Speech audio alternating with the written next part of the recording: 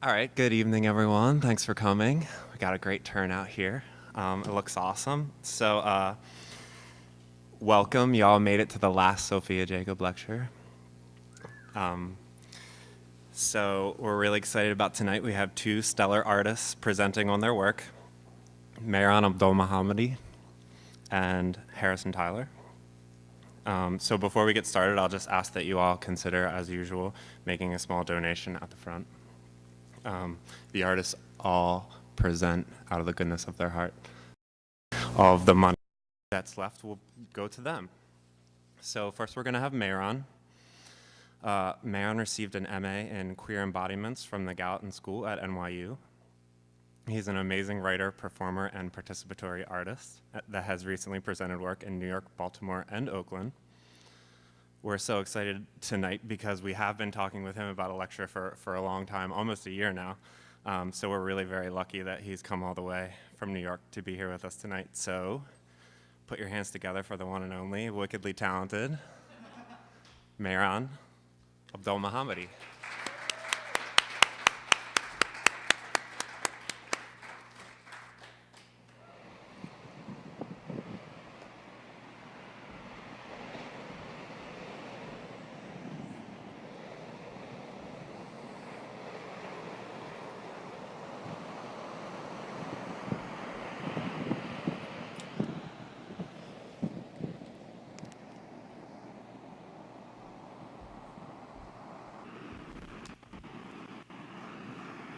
Hi, everyone. Oops. Give us just a second here.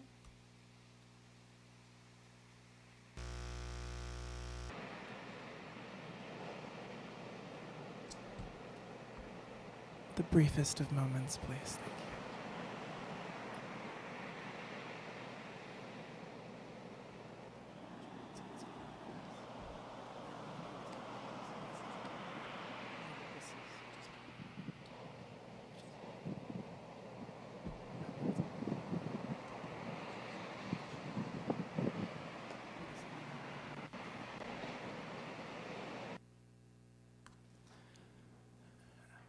As a result of technical difficulties, there's going to be a brief interstice before the visual component. So in the meantime, let's begin.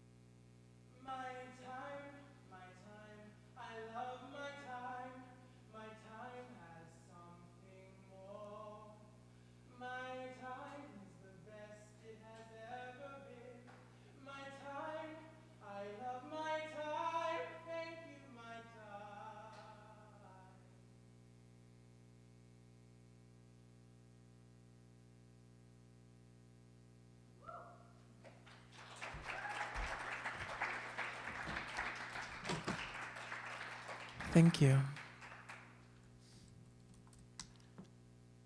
Oh, well, gotta love it. So, hello, floristry. Tonight I'm going to be presenting Every Moment is an Infinite Place, which is just a nice title I've given to a sort of exploration of themes and concepts that have really drawn me lately. So when I submitted my bio to the gallery for this event, I put performance artist in quotes because I don't really think of what I do as performance art in that it's performance that engages with performance art as a genre. I wish, but really, I like to think of performance art in my use of it as a sort of means to an end, which is the production of intimate space within which to cultivate a certain kind of like sanctified intimacy.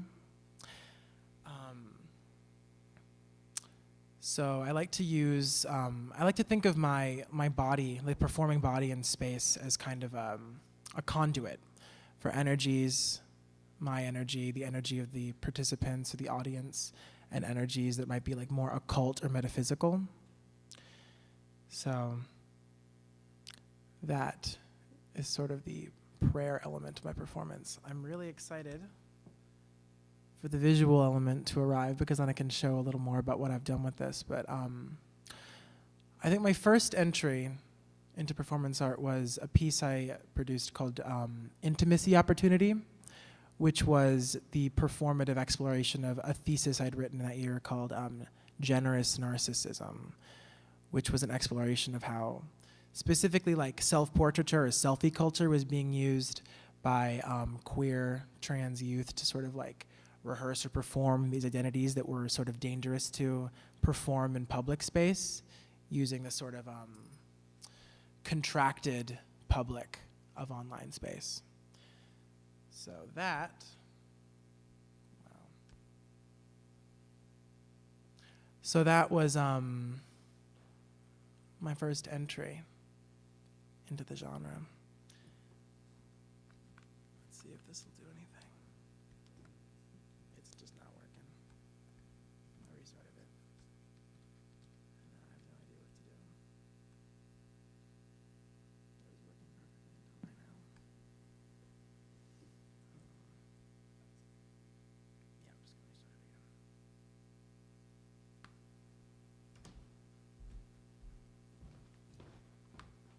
again. Sorry, everyone. It was working until literally the moment I stepped up to the stage. Anyone have any questions? Yes.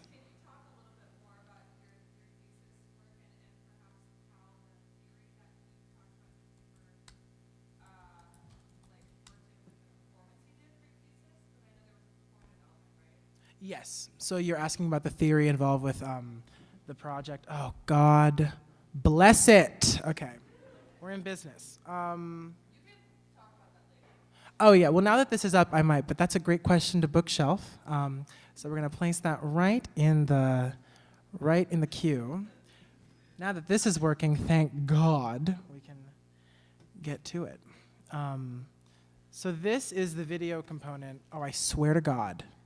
I swear to, are you going to do this right now? We talked about this? Oh my God. Well, what are you going to do? Okay, let's quit you.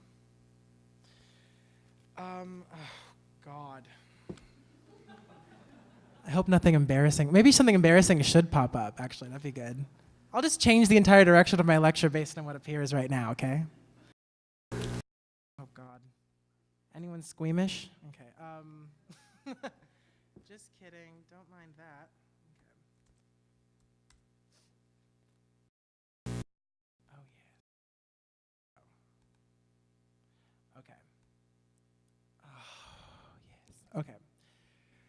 This is the film component, which was supposed to be playing as I sang behind me dramatically. But this is the film component of a performance I was just a part of a group show in Oakland, California at NA Gallery, diasporic artists Kabele Lo and Ezra Kanalagari.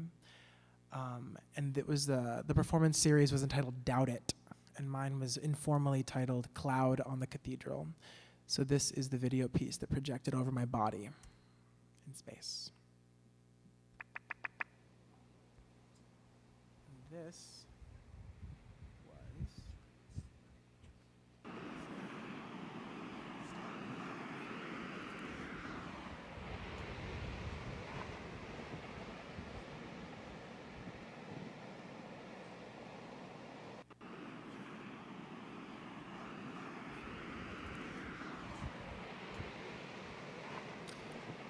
So in putting together this piece for Doubt It, I was thinking less about, as I said earlier, performance art as... I mean, when I think of like the classic understanding of performance art, it's usually like an approach to art that uses the performer's body as like either a canvas or like an object with which art is produced or performed. And then in terms of relational aesthetics, that's a term that refers to like art that emerges from the interactions or relations between individuals in a sort of circumscribed space. And in that case, I guess what I do is performance art, but it's more that I just wanted to bring a bunch of people together to have fun and feel good, which is pretty cheesy, but I really believe in that. I believe in the... not now. I believe in the sort of capacity for metaphysical activity to produce, I don't know, to produce an exciting or magical experience. So that's what I was doing there. I wanted to talk more about the idea of a conduit, which is something that's really been nagging at me for the past 24 years. The conduit, as I understand it, is something like a priest or a priestess is the conduit between heaven and earth, or like transformers or energetic conduits exist to sort of like transfer or translate energy from one plane to another. And that's been a concept that's informed my performance practice. It's informed my sexual practice. It's informed my my general state of being, sort of like a generous or compassionate motion through the world. And so approaching that from the position of something like generous narcissism, which was my original project at Gallatin at NYU, I was thinking about the way in which individuals could use their own bodies in communication with something like a virtual body or a phenomenal body in a space that may not exist as discretely physical, but is absolutely real in the sense that it is emotionally felt, it is experienced, it is imagined and therefore inhabited.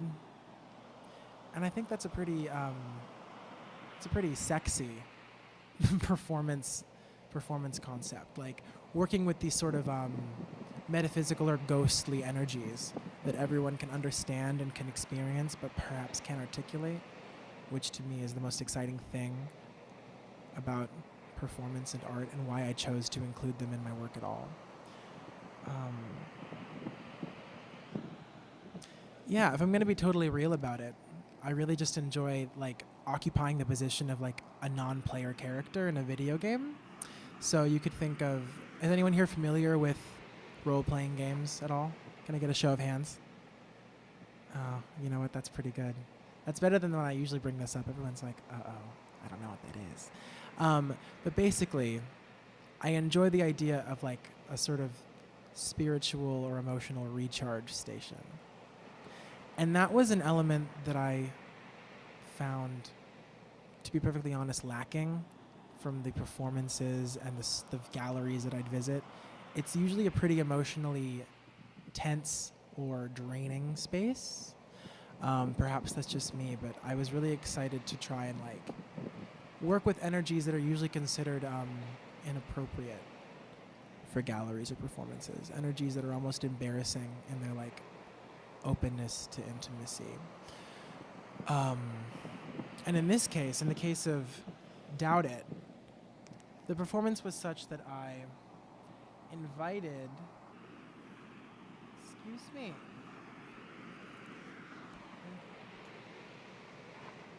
Oh, is this even gonna work?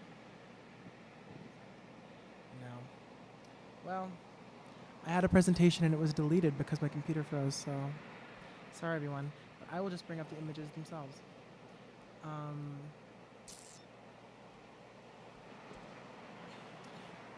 we go. This is an image from the final component of Doubt It, which was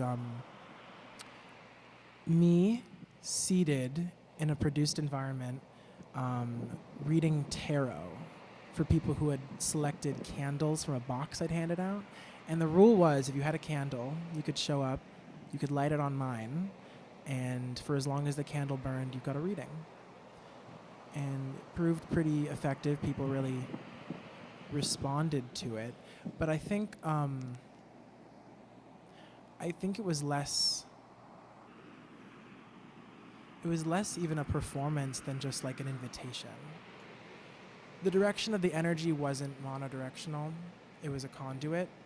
It was an energetic exchange. So I left the experience feeling charged as opposed to drained, and people said similar things. And I think that's an exciting practice.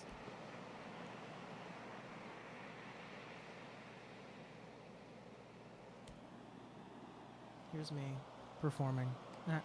So I worked with this natural environment in the back of the gallery. I cut out muslin to make little cozies for the plants so they could be warm.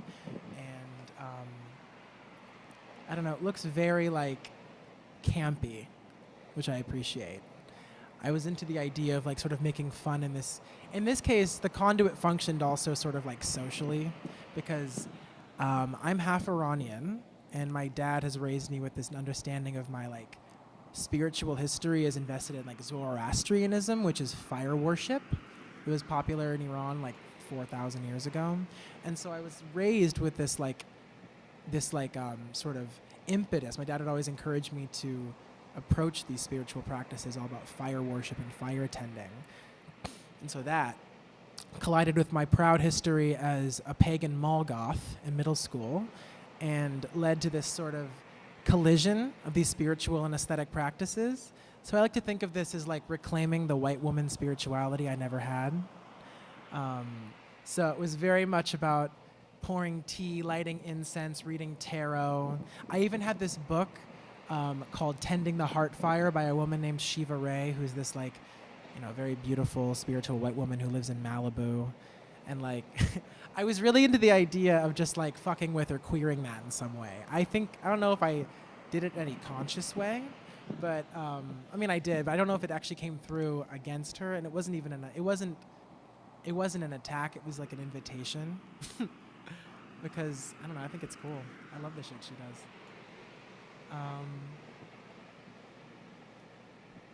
I just wanted to show this off.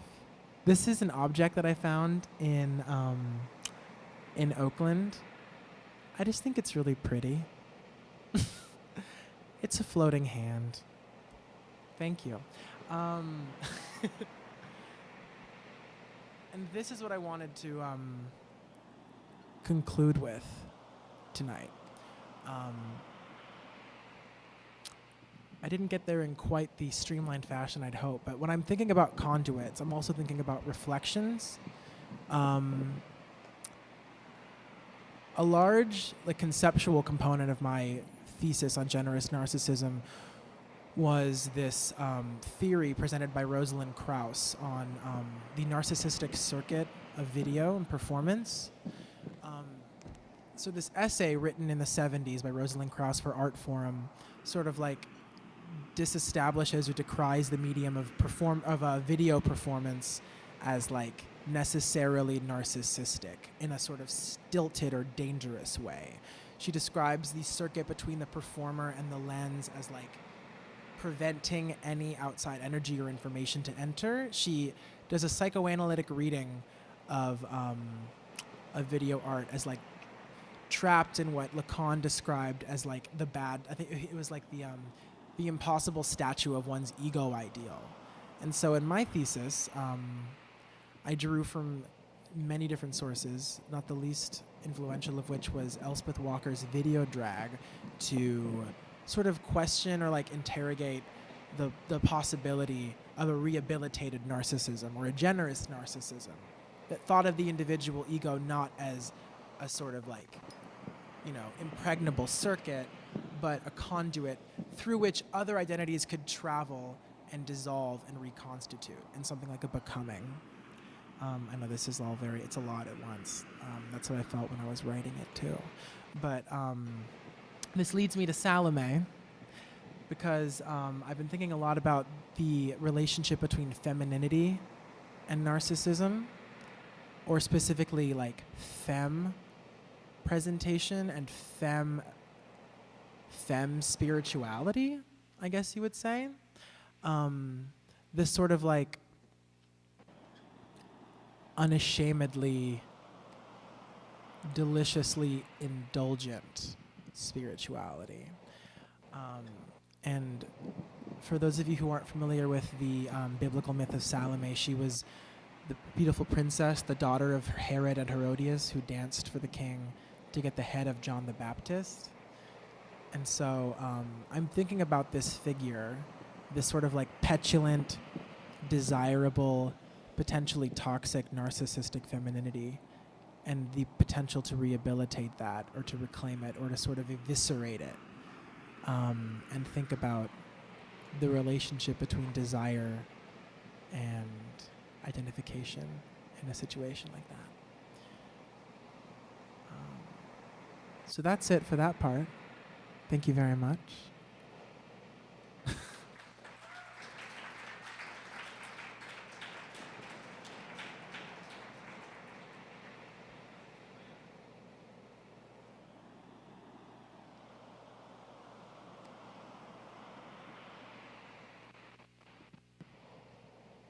Yes.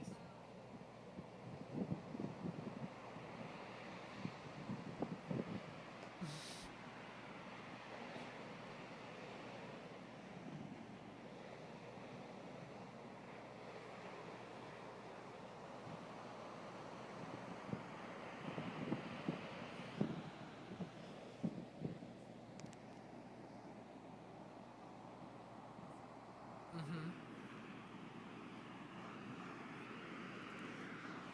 Yeah.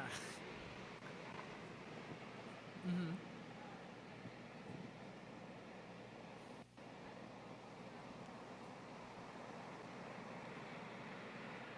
Mm-hmm.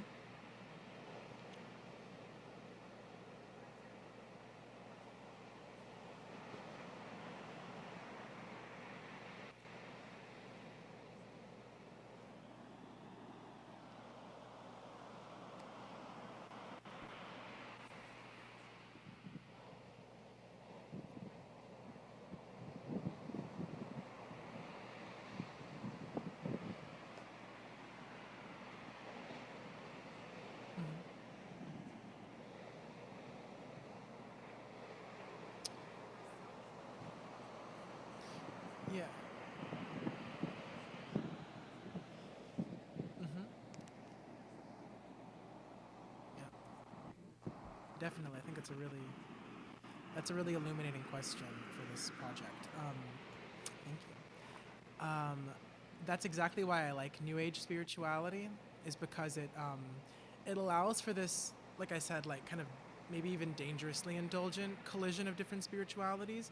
It flirts with the appropriative like all the time, which is something I would like to be conscious of. But I think when this sort of like, I mean, it feels almost cliche or like passe to call it postmodern, right? Like this sort of like collage or pastiche of spiritualities. But this is where I think if not queerness specifically, then at least a personality or like a personal investment comes in, where like the practice that I'm interested in pursuing with New Age spirituality is not one of like mockery or irony.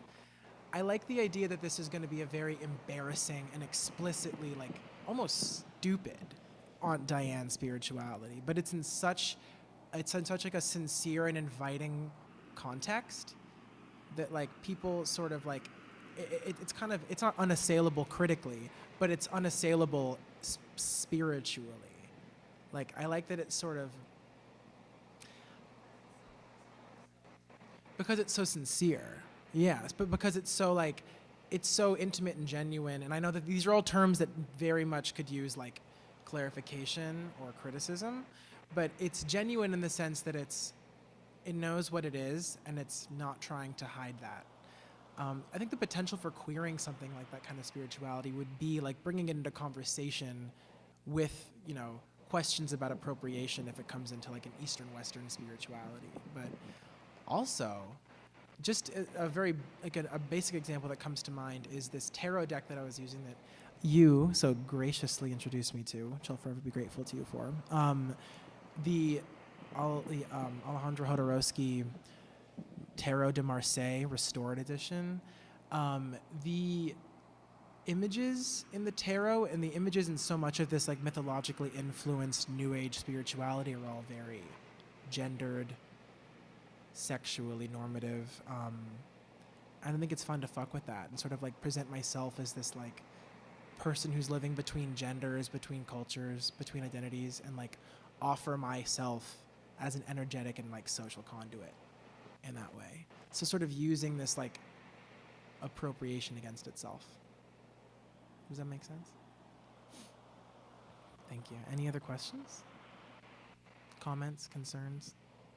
Yes.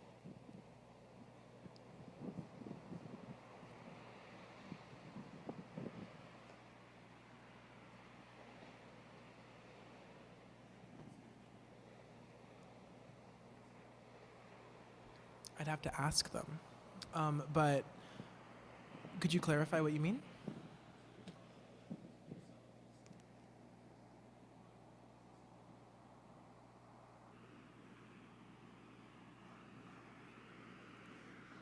Mm-hmm.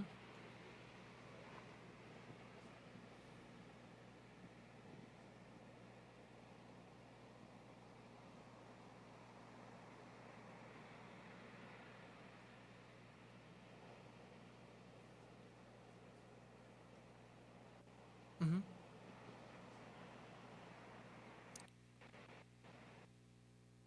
It would depend on their approach. I mean, I don't want to put myself in the position of like an auditor or like a sort of like a some what's the word I'm looking for? An arbiter. There we go. An arbiter of like spiritual authenticity. I think that there are people who fall into that identity category that I know who try to do this kind of thing, and I think that they do it quite well. Or like, I mean, what does that mean? Like, I think that they do it. I think they do it, and it's sort of up to how it's received to determine its effect or like its efficacy. I've been really, I guess the word would be fortunate, or like, I've been very glad to be performing these sort of experiments in spaces that seem particularly receptive to this sort of thing. Like, at its base level, people just love a game. They love having things reflected back to them. The tarot is a great way to establish like quick intimacy in a way that reflects someone back to themselves, which is really cool. That's like why I really love using it as a tool in these performances. But I think that if the identity of someone wasn't, I am in a position of, I'm in an advantageous position to sort of like fuck with this because I do have like a more indeterminate gender, race, sexuality. Who knows? Really? Maybe? No, I'm just kidding. But, like, I think that's a really good question, and I think that's something that I'd love to talk more about. Thanks. Any more questions? Comments? Requests? Irritations? Tomatoes to throw? Thank you so much.